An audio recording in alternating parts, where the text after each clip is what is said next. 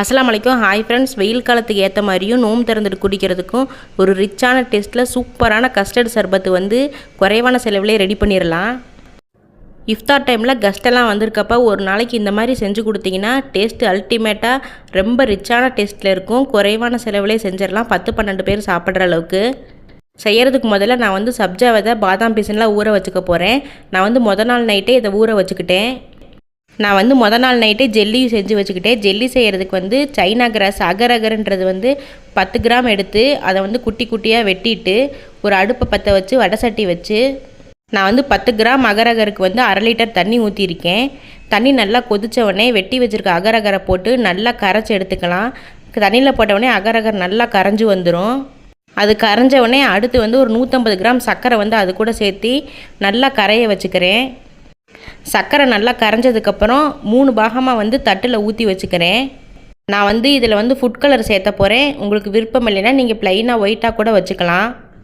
எங்கிட்ட வந்து food colour வந்து லிக்விடாக இல்லாதனால நான் வந்து கேசரிக்கு போடுற எல்லோ ஃபுட் கலர் பவுடர் வந்து ஒரு 1/2 ஸ்பூன் எடுத்து ஒரு தட்டில் கலந்துக்கிறேன். அடுத்து வந்து ரோஸ் மில்க் எசன்ஸு அதில் வந்து ஒரு 5 ட்ராப் எடுத்து அதை இன்னொரு தட்டில் கலந்துக்கிறேன். இன்னொரு தட்டில் வந்து ஒயிட்டாகவே ப்ளைனாக விட்டுற போகிறேன். அதுக்கு எந்த கலரும் சேர்த்தலை நான். உங்களுக்கு வேணும்னா நீங்கள் கலர் வேறு ஏதாவது சேர்த்திக்கலாம். அடுத்து வந்து நான் அடுப்பை பற்ற வச்சு 1 லிட்டர் பாலை வந்து நல்லா காய வச்சு எடுத்துக்கிறேன்.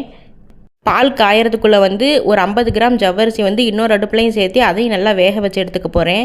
அடுத்து வந்து கஸ்டர்ட் பவுடர் வந்து என்கிட்ட இருந்தனால நான் இதை சேர்த்திக்கிறேன். உங்கள்கிட்ட கஸ்டர்ட் பவுடர் இல்லைன்னா 100 கிராம் கார்ன்ஃப்ளவர் மாவில் 50 கிராம் சர்க்கரை, 1 ஸ்பூன் வெண்ணிலா எசன்ஸு, கொஞ்சமாக வந்து எல்லோ ஃபுட் கலர் சேர்த்து நல்லா அரைச்சி எடுத்திங்கன்னா அதுதான் வந்து கஸ்டர்ட் பவுடரு. உங்கள்கிட்ட வெண்ணிலா எசன்ஸ் இல்லைன்னா 4 ஏலக்காய் சேர்த்து நல்லா அரைச்சி எடுத்துக்கோங்க. அதுவும் வாசனை சூப்பராக இருக்கும்.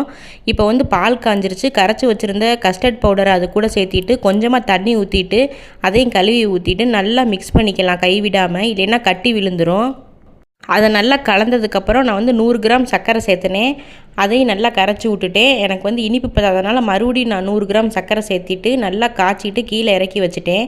அப்புறம் வந்து வேக வச்ச ஜவ்வரிசியை வந்து நல்லா தண்ணி ஊற்றி அலசி எடுத்துக்கிட்டேன்.